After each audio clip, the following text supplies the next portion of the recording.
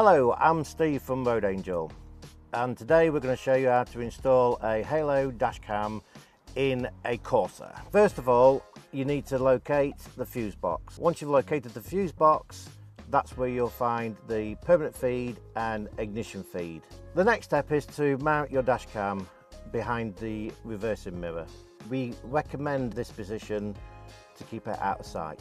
The next stage is then to run your cable from the dashcam down to the fuse box. Generally, you need to hide as much of the cable as possible across the screen and down the A-pillar.